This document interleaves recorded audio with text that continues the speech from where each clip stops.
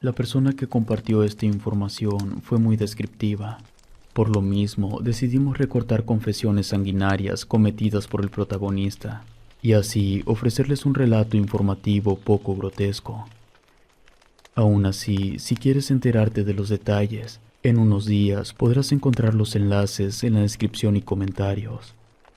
Sin más, comenzamos. Los rezos. Entré en prisión por última vez en el 2009. Hace unos cuantos años salí de ella. Cometí una cantidad grotesca de crímenes, tantos que ni siquiera los recuerdo todos. Pero, gracias a un esfuerzo de los licenciados, el delito por el que fui condenado era mucho menor a cualquiera de los otros delitos que sí cometí. Se me acusó de haber robado un arma de instalaciones militares. Prefiero no revelar mi nombre. Puedo decir que nací en el Estado de México. Tenía 2 hermanos. Mi padre era un criminal. Tal vez por eso a mí se me hizo fácil. No intento justificarme.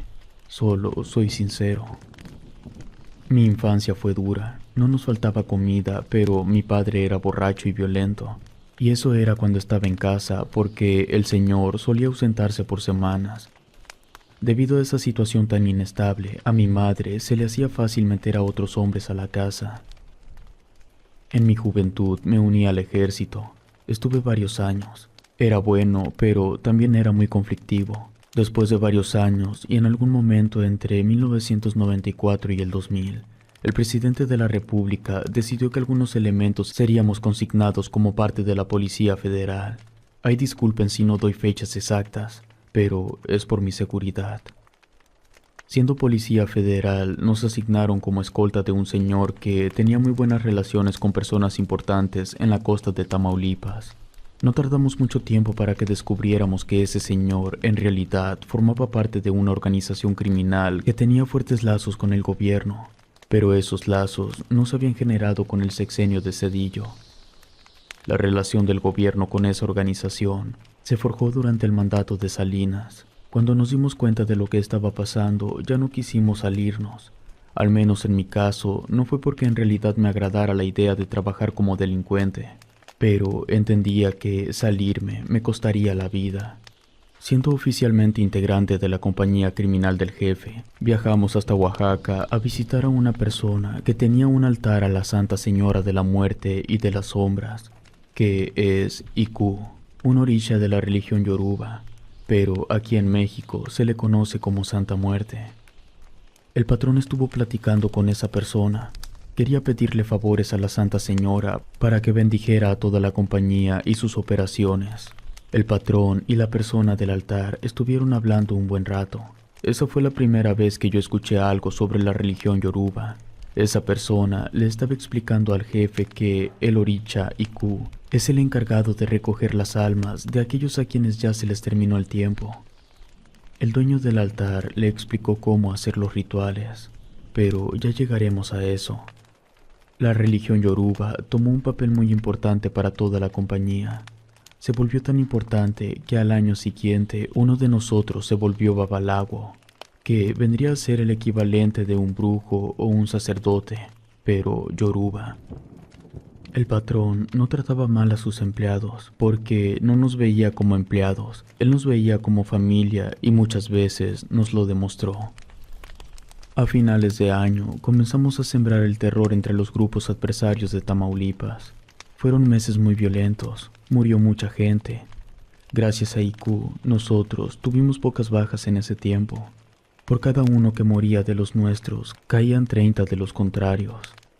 Cuando el jefe andaba con nosotros, las operaciones se tornaban más dantescas. Estando él, no podíamos perdonar a nadie, mujeres, niños y hasta perros. El jefe no quería sobrevivientes. Ya con mi propia gente, el jefe me dejaba a cargo de misiones importantes. Empecé con Reynosa, después me moví a Tampico, y tomando Tampico como centro de operaciones, empecé a ganar terreno en Veracruz. Hice también mi trabajo, que logré establecer una ruta que nos permitía adquirir producto en Guatemala y llevarla hasta la frontera. En una de tantas incursiones por Veracruz, me enteré de la existencia de un brujo que tenía fama de ser el más poderoso del país. Decían que gente de Europa viajaba solo para poder consultarlo. De brujería yo solo conocía lo básico. Lo que a mí me generaba curiosidad era saber quién era más fuerte, si un brujo o un babalawo. En la primera oportunidad que pude, me presenté con ese brujo.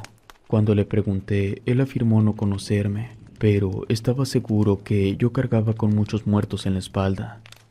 Le pedí que me explicara. Él agarró un espejo y lo puso frente a mi cara. Me dijo que los ojos de un hombre siempre tienen, aunque sea un poco de brillo, porque la mirada es el reflejo del alma. Me pidió que buscara ese brillo en mis propios ojos. Por más que me esforcé, no pude notar ningún brillo, y se lo dije. Él me explicó que cuando el alma está podrida, el brillo de los ojos desaparece. El brujo, sosteniéndome la mirada, me preguntó qué era lo que yo estaba haciendo en su choza. Yo le conté que yo era creyente de la religión yoruba, y le pedí que me dijera, según su criterio, quién era capaz de obtener más poder, si él y los suyos, o los babalawos yoruba.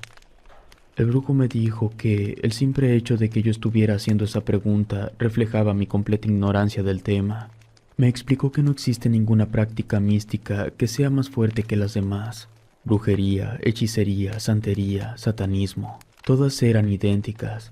Su efectividad no dependía de su naturaleza, sino de quién las usaba, cómo las usaba y dónde las usaba.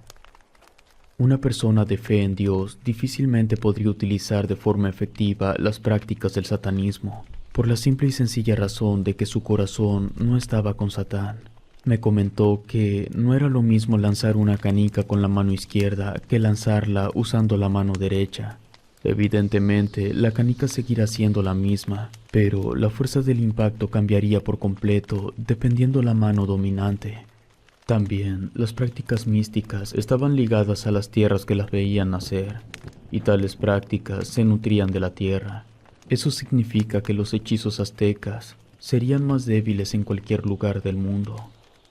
Por lo tanto, un babalawo cuyo poder místico había nacido en África no tendría ninguna oportunidad contra un brujo promedio mexicano, porque los hechizos mexicanos de brujería tenían el plus de ser invocados en México.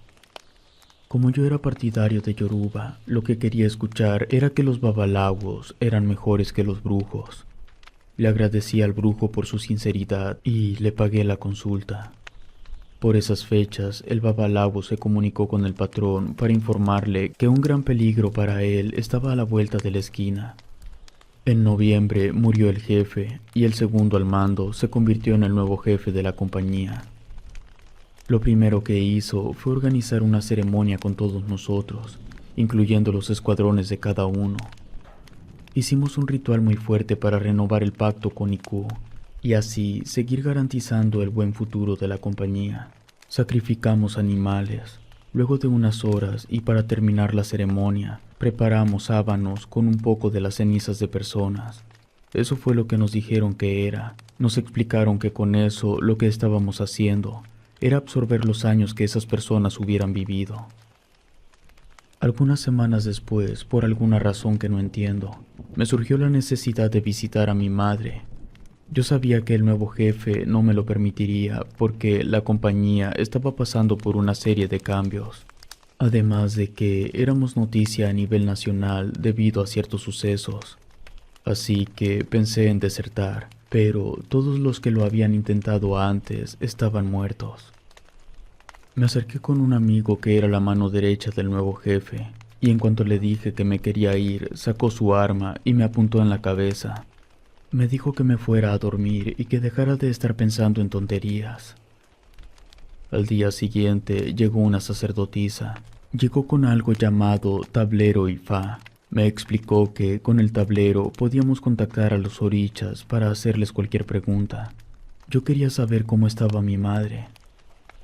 La sacerdotisa lanzó los opeles, que son como conchas. Lanzar los opeles da diferentes combinaciones y estas se interpretan como el mensaje de los espíritus. La respuesta que obtuve al preguntar por mi madre fue que estaba pasando por momentos de mucha angustia, que la incertidumbre no la dejaba dormir. No estaba preocupada por mí, estaba preocupada de que le hicieran algo a ella o a mis hermanos por mi culpa. Oír eso fue decepcionante. Me hizo recordar todos los malos momentos de mi infancia. La sacerdotisa me preguntó si yo quería consultar alguna otra cosa con los espíritus. No tenía más preguntas para ellos, pero sí tenía algunas preguntas para la sacerdotisa. Le pedí que me explicara todo sobre el tablero Ifá. Ella me dijo que este funcionaba con permiso de Olofin, que es el título divino por el que se conoce a Ododuwa, que es el orisha de la creación. Básicamente, Olofin vendría a ser Cristo, que era el título divino por el cual se conoce a Jesús. Por lo tanto, el tablero de Ifá tenía un total de casi 300 Odu Ifá. Eso son las unidades de algo que se podría entender como un banco universal y atemporal de información. Las respuestas que da el tablero vienen de ese archivo místico, y debido a eso, en algunas ocasiones, preguntas sencillas podrían tener respuestas innecesariamente complejas. Para situaciones como esa, había que tener un amplio conocimiento de la ley hermética de correspondencia. Es algo difícil de entender en su totalidad, pero se puede reducir a una frase: como es arriba, es abajo. Mediante el tablero de Ifá se pueden obtener conocimientos prácticamente ilimitados, desde el origen del universo, el reino de los muertos, profecías, el mundo espiritual, hechizos, rituales, vidas pasadas y vidas futuras. Mientras más ambiciosa sea la pregunta, más específica debe ser. Luego de aclarar todas mis dudas, la sacerdotisa procedió a retirarse. En una ocasión, mientras andábamos en Tampico, conocí a una muchacha. Era de piel blanca, ojos azules, güerita de buena silueta. Habíamos llegado a un restaurante. Quitamos teléfonos, cubrimos las ventanas y cerramos las puertas. Nadie podía salir ni entrar hasta que nosotros nos fuéramos. A cambio, todas las personas podían pedir lo que quisieran. Nosotros pagaríamos todo por causar molestias. Mientras comíamos, en una mesa al fondo estaba ella sola, tomando una copa de vino. Lo primero que pensé fue que su acompañante podía estar en el baño, pero cuando volteé a verla luego de 10 minutos, ella seguía sola. Le hablé a uno de los meseros y le dije que fuera a preguntarle a ella por qué estaba sola. El mesero fue con ella y cuando regresó me dijo que su novio se había retrasado debido al tráfico. Pero como nosotros habíamos llegado a cerrar, él se quedó afuera. Estuvimos ahí por 3 horas, nos levantamos y nos fuimos hacia la salida. Pero antes, yo me acerqué rápido con ella y le di varios billetes de 500. Le comenté que si aceptaba salir conmigo, tendría eso y más. Ella volteó a verme, dejó el dinero sobre la mesa y me dijo: «Ya se van tus amigos, no te vayan a dejar». Luego se levantó y se fue hacia el baño, dejando el dinero ahí. Me retiré del lugar. Estando arriba de las camionetas, se nos acercó el dueño del restaurante para agradecernos la visita. Yo le dije en qué mesa estaba el dinero para que se quedara con él, pero que en mi siguiente visita tendría que decirme todo acerca de la mujer. Unos meses después la vi en la televisión. Era modelo y había participado en un certamen de belleza a nivel estatal. Fui a la oficina del nuevo jefe y le pedí que, si surgía algún asunto en Tampico, lo que fuera, me hiciera el favor de enviarme a mí. Él me hizo un gesto y luego me dijo que, de hecho, había un asunto, pero no tenía nada que ver con la compañía. Era algo personal para él. Resulta que un tipo se había pasado con una amiga del patrón y la muchacha apareció sin vida. Ojo por ojo, esas fueron sus órdenes. Ese mismo día llegué a Tampico. No tardé mucho en encontrarlo porque era el dueño de un negocio medianamente grande. Tuve la suerte de encontrarlo junto con su familia. Me comuniqué con el patrón para decirle que ya estaba hecho. Él me dijo que mi recompensa eran 24 horas antes de regresar.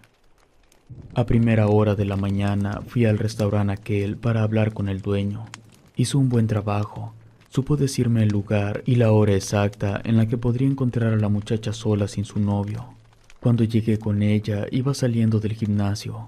Se acordó de mí. Me dijo que no estuviera perdiendo mi tiempo, que ella no se involucraba con delincuentes.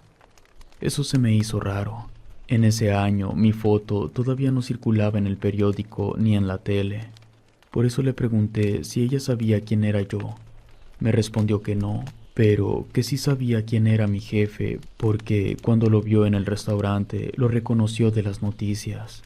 Le dije que me diera una oportunidad, que estando conmigo tendría el cielo y las estrellas. Ella, con una mirada firme y una voz muy seca, me dijo: primero muerta. Caminó hacia su auto. Yo me mantuve a una distancia. Puso sus cosas sobre el suelo para poder abrir la cajuela. Se veía que pesaba. Ella se agachó para tomar sus cosas y guardarlas. Yo rápidamente me apuré a ayudarla. Le dije que por lo menos me permitiera hacer eso. Ella se apartó. Yo levanté sus cosas y las puse dentro de la cajuela del auto. Entre sus cosas había una botella de agua. Le pregunté si podía tomar un trago. Ella me dijo que me quedara con la botella, pero que la dejara en paz. Tomé la botella, cerré la cajuela y me aparté para que ella pudiera irse. Antes de ir de regreso a Matamoros, llegué a Ciudad Victoria. Fui con un babalago. Le di la botella y le dije que quería que la mujer que había tomado de ella fuera para mí. Él agarró la botella de agua, fuimos a su altar. Me dijo que íbamos a recurrir a un oricha Oshun para realizar un endulzamiento y dominio. Vertió el agua en un frasco de vidrio vacío. Luego le puso algunos pedazos de canela. Agarró un hilo rojo y uno verde. Hizo un nudo con ambos hilos y también lo metió en el frasco. Fue a un mueble y trajo 5 velas amarillas. Las puso alrededor del recipiente de cristal y las encendió. Después partió una naranja en 5 pedazos y también los colocó dentro del recipiente. Agarró una mezcla de azúcar con canela en polvo y la vertió sobre los pedazos de naranja. El babalago me dijo que solo faltaba una cosa. Me dio una cucharada de miel. Yo debía retenerla en la boca, pero no tragarla. Visualicé a la mujer y luego escupí la miel dentro del recipiente. Él agarró el frasco, sopló dentro de él, luego lo cerró y ahí lo dejó en el altar. A los 2 meses que volví, no sé cómo, pero la güerita llegó a donde nos estábamos quedando para pasar toda la noche conmigo. A partir de ahí, cada que yo iba a Tampico, me encontraba con ella.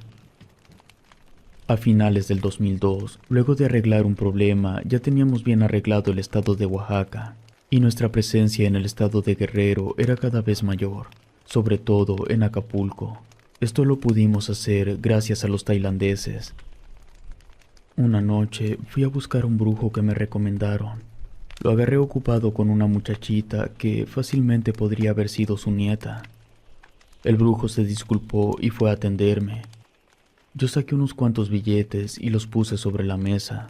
Le pedí que me contara quién le había conseguido a la chamaca y cómo estaba el negocio. El brujo me dijo que cualquiera podía conseguir un poco de diversión por $200, pero podía llegar hasta los $2,500 dependiendo la muchacha. El negocio era controlado por una organización que le rendía cuentas a un grupo de tailandeses. Ellos estaban amañados con el gobierno local. Los tailandeses pagaban una cuota fija para que su organización pudiera operar con libertad. Me quedé con el brujo hasta que llegaron a recoger a la muchacha. Me presenté con esa persona. Le dije que iba en representación de la compañía y que nosotros estábamos muy interesados en hacer negocios con sus superiores. Un mes después concretamos una reunión. Estaba nuestro líder, su mano derecha, yo, el representante del gobernador, 2 tailandeses y su traductor. Ahí pactamos Acapulco. En marzo del 2003, la compañía recibió otro golpe. Los de Sinaloa llegaron a un acuerdo con el gobierno y agarraron a nuestro líder. Después de eso, los nombres y fotos de todos nosotros salieron a la luz. El viejón siguió siendo muy importante aún estando en prisión. Fue el encargado de que la compañía no se partiera en 2, pero por obvias razones alguien tuvo que asumir el mando. Y así llegamos a otra ceremonia. Ese ritual fue muy diferente.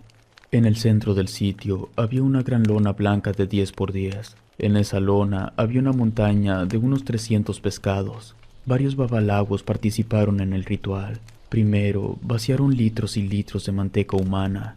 Después garrafones de miel. galones de aguardiente, montones de tabaco y bultos de cáscaras de coco. Después, los babalawos nos pidieron que cada uno de los que estábamos presentes pusiéramos $500 sobre la montaña de ingredientes. Si no teníamos efectivo, podíamos poner cualquier cosa con un valor igual o superior.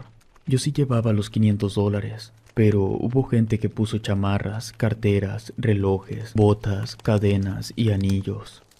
Después, los babalawos le prendieron fuego al montículo. Al paso de algunos meses, las cosas parecían estar más estables, lo suficiente como para que uno de los compañeros pidiera permiso de ordenarse babalawo. Platicando con él, me dijo que lo que más le llamaba la atención era poder practicar vudú. Se ajustaron los calendarios de la compañía y se celebró la ceremonia.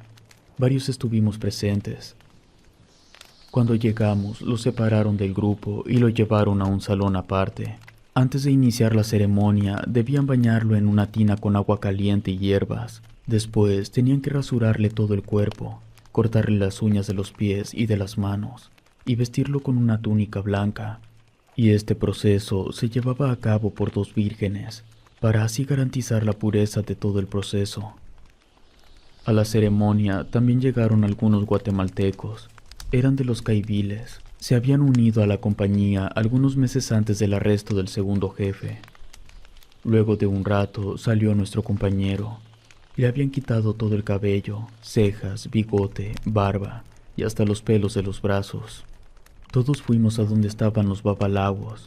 De inmediato empezaron a tronar los tambores y los babalawos empezaron a fumar 2 o 3 habanos al mismo tiempo hasta que todo el salón se llenó de humo. Nuestro compañero y un anciano, que parecía tener todos los años posibles, se pararon al centro. Los babalawos formaron un medio círculo, y nosotros completamos la otra mitad. Se dijeron algunos rezos. Entonces el anciano empezó a bailar de una forma muy incómoda.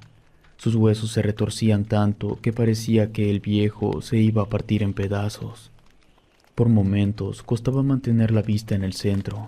Los tambores se detuvieron y en ese momento fui testigo de una de las cosas más impresionantes que he visto. Una tenue luz verde cubrió al anciano y luego se elevó 1 metro en el aire. Se mantuvo en silencio, levitando por unos segundos. Después, con la voz menos humana que se pudieran imaginar, se dirigió hacia el compañero y le dijo todas las cosas importantes que estaba destinado a hacer antes de su muerte.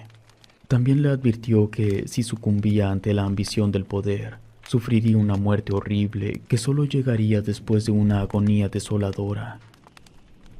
La luz verde dejó de rodear al anciano y cayó al suelo de golpe. Luego, los babalawos, con navaja en mano, se acercaron a nuestro compañero y le grabaron símbolos cortando su piel. Estos iban en la cabeza, orejas, cuello, pecho, espalda, brazos, estómago y manos. Unas personas trajeron 2 cadáveres, levantaron al anciano y lo empalmaron de tal forma que el anciano estaba en medio de los 2 cadáveres. Entre 6 personas agarraban al anciano y a los cuerpos para mantenerlos de pie. Un babalawo agarró a nuestro compañero y lo formó detrás de los empalmados. Estando los 4 de pie y en línea recta, otro babalawo agarró una lanza y la pasó a través del anciano y de los 2 cadáveres. La punta de la lanza alcanzó a picar a nuestro compañero, pero no lo perforó. Si el anciano había sobrevivido a la caída cuando dejó de levitar, definitivamente había muerto cuando la lanza le perforó el pecho. Para terminar la ceremonia, a nuestro compañero lo mandaron guardar dentro de una especie de sarcófago. Pasaría ahí toda la noche, y cuando despertara al amanecer, estaría consagrado como un babalawo. A partir de ahí, cada que nuestro compañero, que llamaré Baba, andaba con nosotros, las misiones se ponían más sangrientas.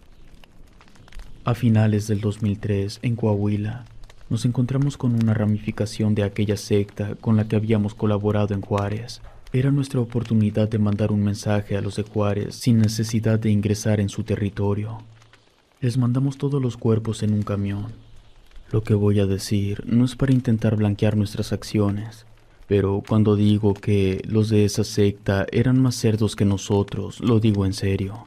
Ellos reclutaban adolescentes, buscaban que fueran puras. Las utilizaban para hacer rituales satánicos, las sacrificaban como ofrenda para Baphomet. Como dije, llegamos a colaborar un rato con esa gente y me tocó estar presente en uno de sus rituales. A la chamaca de esa vez la tenían encadenada sobre un altar. El líder, que utilizaba una túnica roja con una máscara de chivo, hizo sonar 6 veces una campana. Después le vaciaron encima 2 tinas de un líquido blanco. Yo supongo que era leche de cabra o algo así. Después colocaron grandes cirios negros y morados sobre el altar. Luego procedieron a rezarle a Baphomet. Y por último mataron a la chamaca. Pero a pesar de que yo me esperaba un espectáculo sangriento, no fue así. No entiendo cómo lo hicieron, pero la mandaron al otro mundo sin derramar una sola gota de sangre. No quiero hacer parecer que fuimos los héroes, pero esa secta dejó de operar en Coahuila porque nosotros les dimos baja. Brincando el año, empezamos a notar que el baba se estaba volviendo loco. En los tapones hacía estupideces que ponían en peligro a todos. Sabíamos que era cuestión de tiempo para que algo saliera mal. Cuando le preguntamos por qué hacía esas tonterías, nos salió con la respuesta de que se creía inmortal. Entonces decidimos llevarlo a Nuevo Laredo con el primero de nosotros que se hizo babalawo.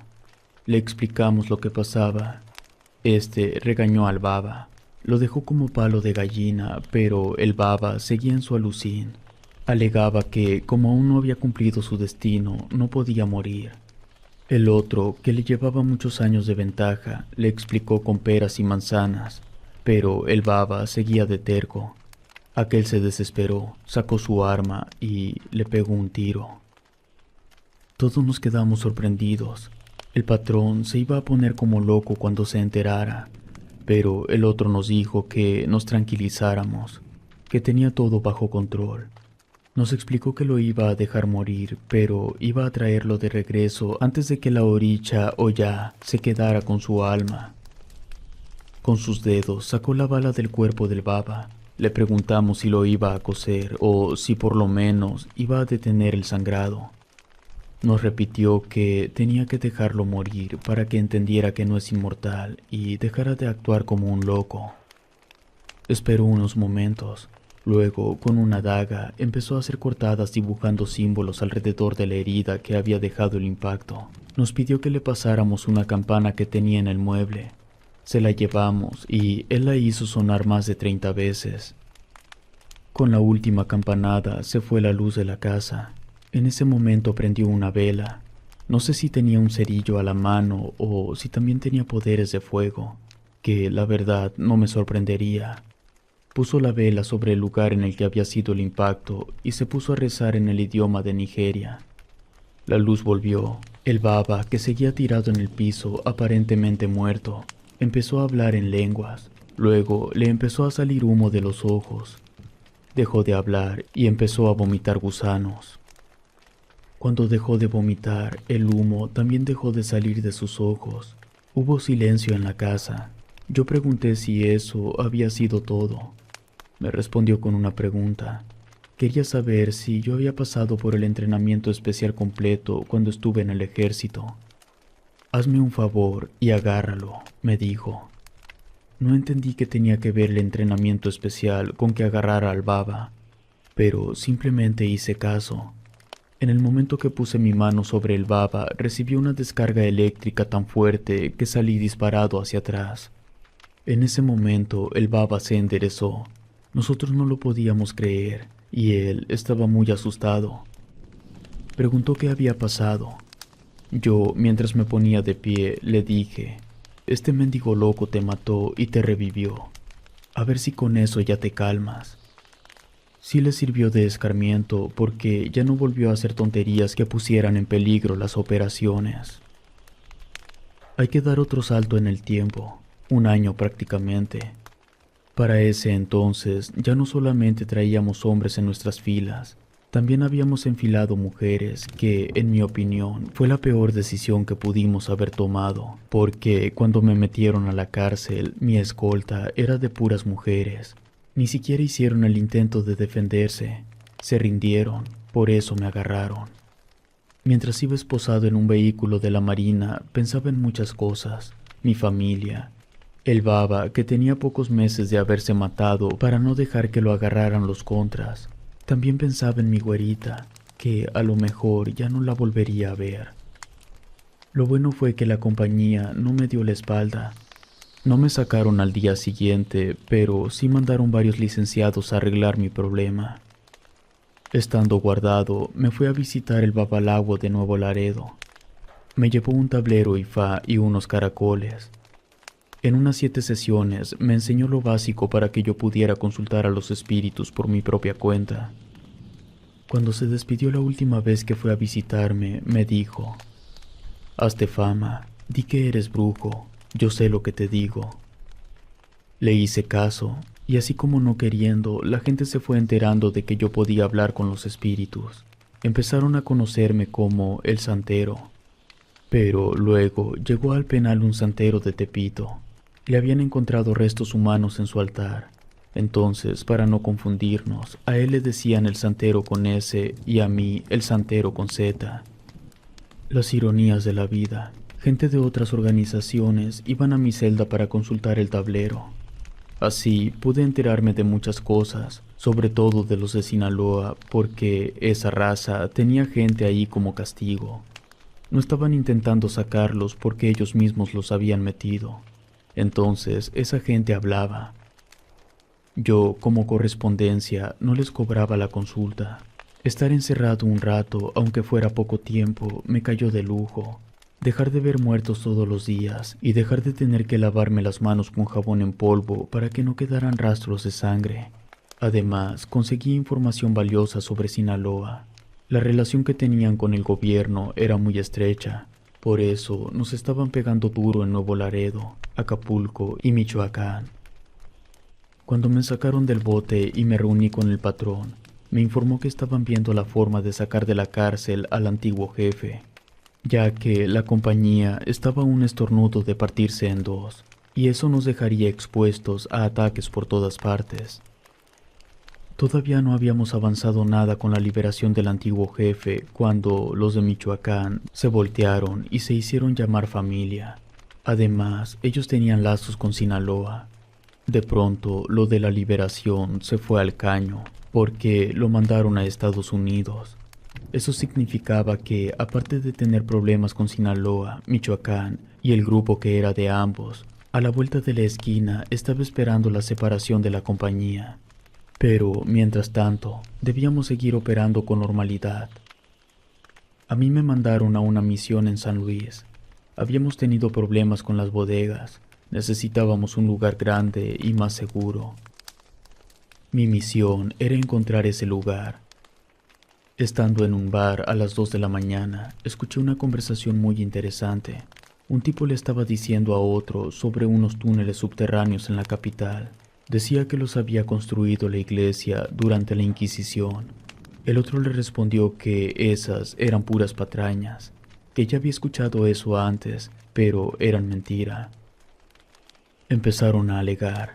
Entonces otros 2 llegaron con ellos. Se unieron a la plática y entre los 4 no lograron ponerse de acuerdo si los túneles eran reales o no. Así fue que tuve una idea. Buscaría esos túneles, y si los encontraba serían la bodega, porque no podía existir un lugar más seguro que aquel que la gente ni siquiera sabe si en verdad existe. Me habían dado $2 millones para la misión. Yo no podía disponer de todo ese efectivo. Siempre nos daban mucho sabiendo que no era necesario gastarlo todo. Pero haciendo eso, cuando alguien regresaba diciendo que se gastó todo, sabrían que los había clavado y por lo tanto le darían cuello. Yo, de esos 2 millones, podía gastarme como mucho la mitad, pero aún así, $1 millón era más que suficiente para encontrar esos túneles, si es que en verdad existían. Fui a las mejores universidades del estado, recluté historiadores, ingenieros, arquitectos y gente que era experta en todo lo que tiene que ver con el suelo. En 15 días encontramos los túneles. Después empezamos con las excavaciones. Empezamos con la exploración y la delimitación del área que yo usaría. Para eso tuvimos que encontrar otras posibles entradas y levantar muros. Esto en caso de que alguien llegara a los túneles por esas entradas, no tuviera forma de colarse en la zona que yo usaría como bodega. Un día de tantos, algunos obreros llegaron corriendo hasta donde estaba yo. Venían pálidos. Decían que algo los había asustado. Yo pregunté qué era lo que había pasado y me dijeron que habían encontrado a una bruja.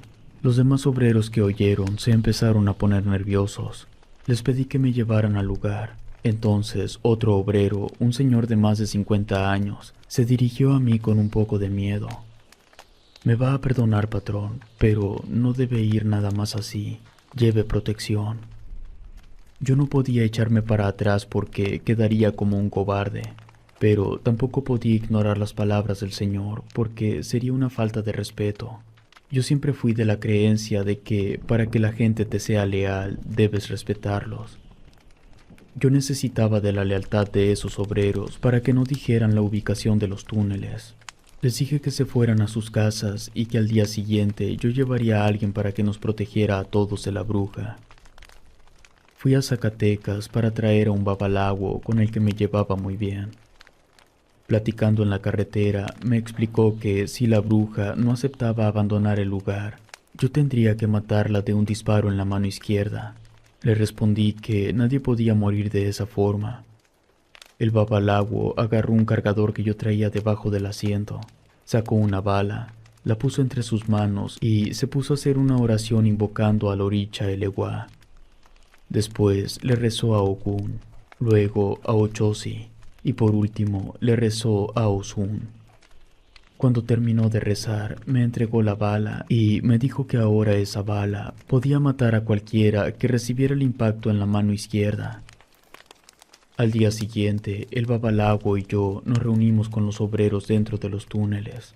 Acordamos que nosotros dos, los que la habían encontrado y el líder de los obreros, iríamos con la bruja. Tuvimos que caminar por lo menos unos 800 metros. Entonces los obreros se detuvieron y nos dijeron que ahí adelante, dando la vuelta en la abertura, estaba un área cerrada y dentro estaba la bruja. Tuvimos que caminar por lo menos 800 metros. Entonces los obreros se detuvieron. El líder, el babalawo y yo fuimos. Ahí estaba. No me atrevería a decir que era una mujer, porque como no tenía ningún rasgo humano, tenía la forma, brazos, piernas, pero no lograba distinguir su piel. Era solo un bulto. El líder de los obreros quiso correr, pero lo detuve. El babalawo sacó un palo adornado con cosas y se empezó a acercar despacio mientras rezaba. La bruja se movía de forma extraña. Hacía la cabeza para un lado y luego para el otro. El babalawo sacó unos polvos y se los aventó en la cabeza. La bruja hizo un sonido espeluznante y luego llevó sus manos a la cara. Ahí pude distinguir cuál era su derecha y cuál era su izquierda. Muy despacio saqué mi arma, le quité el cartucho y metí la bala que había recibido los rezos. Volví a colocar el cartucho, quité el seguro del arma y me preparé para disparar. Mientras tanto, el babalawo seguía rezando y lanzándole polvos a la bruja.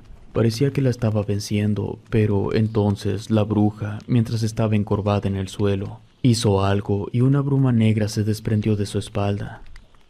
Esa bruma se lanzó sobre babalawo, lo atravesó y lo hizo caer al suelo. La bruja se levantó y volteó hacia nosotros. Dio un grito y justo cuando se movió en nuestra dirección, le disparé en la mano izquierda. Una poderosa luz cubrió el lugar. La luz era tan fuerte que tuve que cubrirme los ojos. Cuando la luz desapareció, la bruja ya no estaba. Ayudé al babalawo a ponerse de pie. Estaba bien, solo necesitó unos minutos para reponerse. Finalmente, volvimos con los demás obreros. Contamos lo que había pasado. Ellos quedaron más tranquilos y los trabajos continuaron. Al pasar 2 meses, los túneles ya eran nuestras bodegas. Volví con el patrón con misión cumplida y más de $1 millón. En ese momento, me gané un lugar más importante en la compañía. Tanto que la siguiente misión que me asignaron fue apoderarme de Chiapas. Llegando al estado, lo primero que hice fue asegurar las rutas que llegaban a la frontera con Guatemala. Tuve que contratar gente para que me ayudaran vigilando el terreno.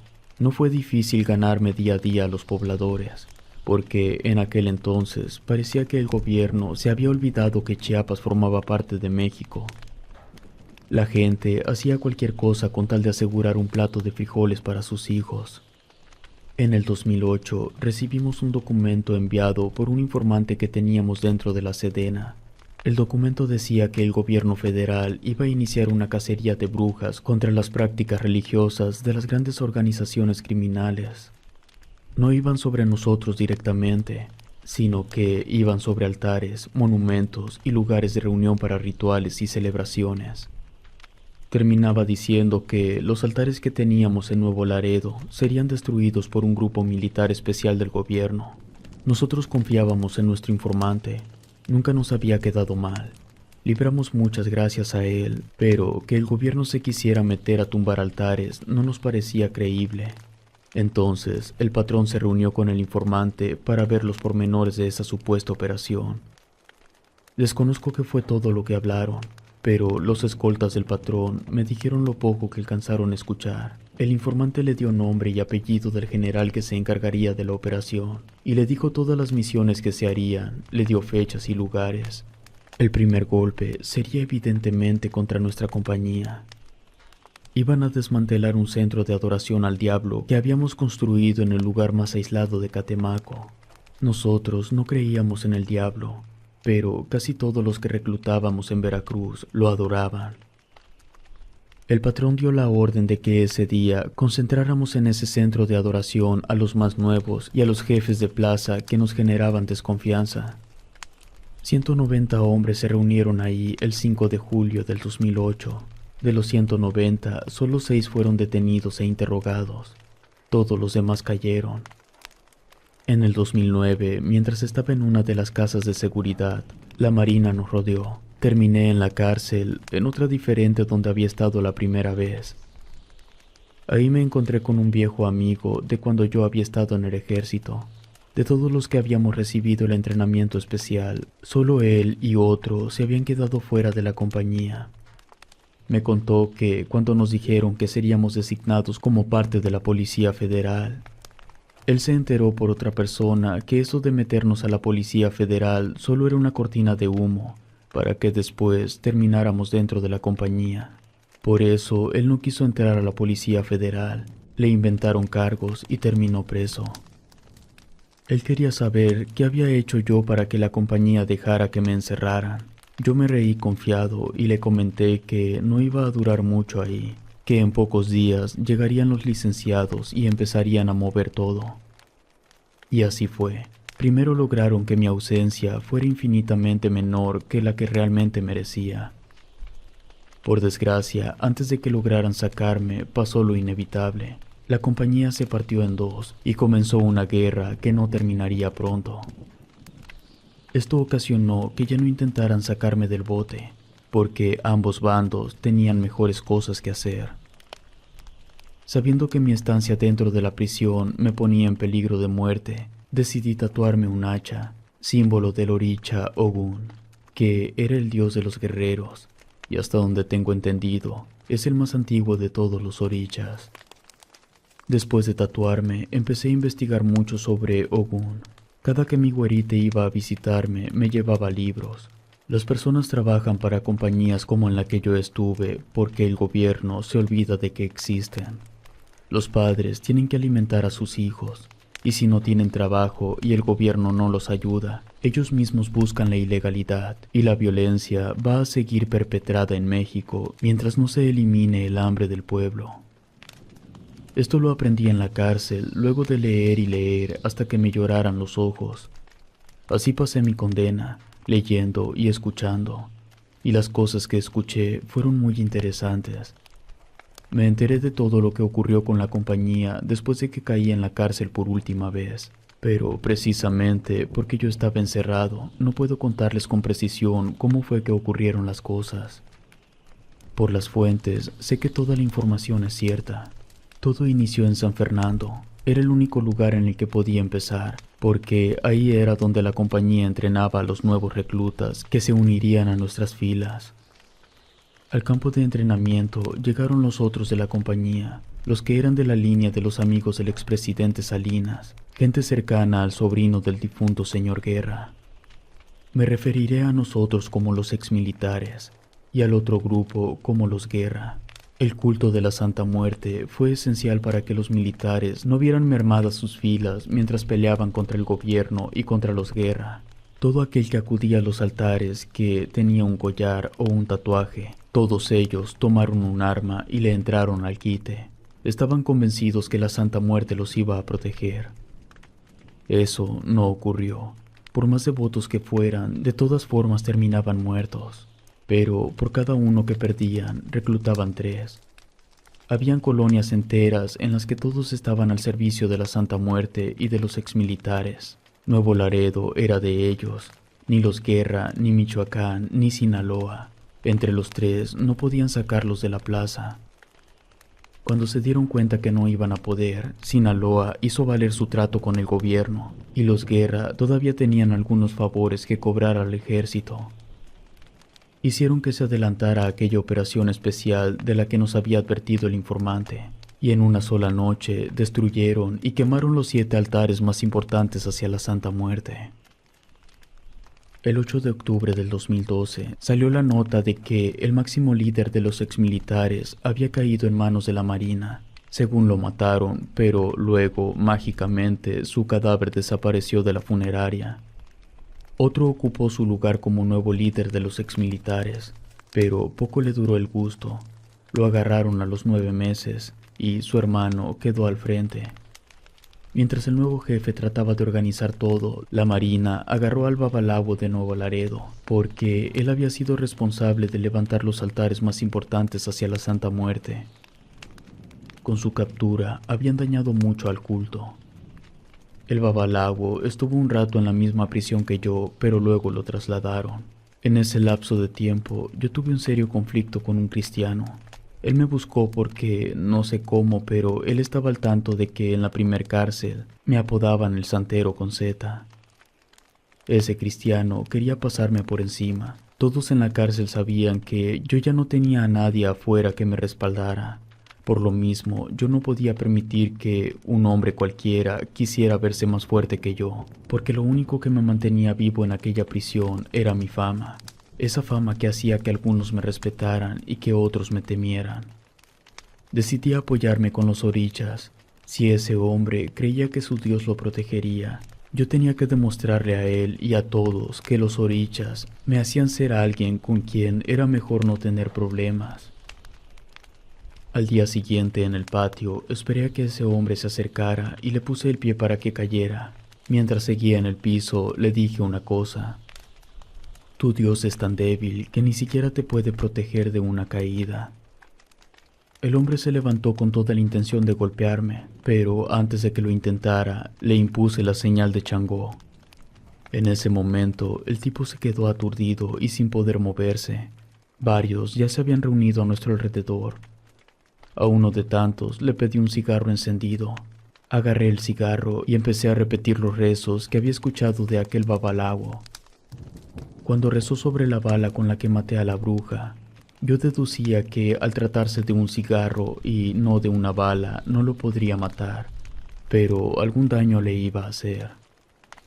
Cuando terminé de rezar, apagué el cigarro sobre su frente. En ese momento al tipo le empezó a salir espuma por la boca. Luego me fui. No supe qué pasó exactamente con él, pero la siguiente vez que lo vi utilizaba silla de ruedas. Después de muchos meses, finalmente recuperé la libertad al cumplir mi sentencia. Al salir, lo primero que hice fue esconderme en lo que me ponía al corriente de noticias. Una de las tantas cosas que quería saber era si mi cabeza tenía precio. Dejé que pasara el tiempo. Luego, entre el 2015 y 2016, me enteré que los exmilitares y los Guerra habían quedado reducidos casi hasta la extinción. Ahí supe que ninguno de ellos iba a buscarme, así que salí de mi escondite y me moví para Tampico para ver a mi güerita. pero cuando llegué a su departamento la encontré sin vida y con una cartulina clavada en su cuerpo que decía: para que no te queden ganas de volver. Después de eso, me puse en contacto con uno de los exmilitares al que consideraba mi amigo, y que yo sabía que él no me iba a jugar sucio. Le pregunté quién había sido el responsable. Me dijo que no había sido nadie de Tamaulipas. Las malas lenguas decían que había sido Michoacán o Sinaloa. Por un tiempo estuve pensando en volver a mi antigua vida, no por el dinero. Lo que quería era cobrar venganza, pero al final no hice nada. Entendí que todo el que la hace, la paga. A mí me tocó pagar con la muerte de mi güerita, y al que la mató, ya le tocará pagar con alguien que le haga lo mismo a su familia. Actualmente trabajo bien, declaro mis impuestos, participo en las elecciones, formo parte de un club rotario que cada mes hace donaciones grandes a la gente que más lo necesita. Me estoy esforzando por aportar por lo menos un grano de arena para que cada vez menos jóvenes elijan el camino que yo elegí. Y si por primera vez me atrevo a contar mi historia, es precisamente para dar a conocer todos los horrores que tuve que pasar por haber tomado malas decisiones.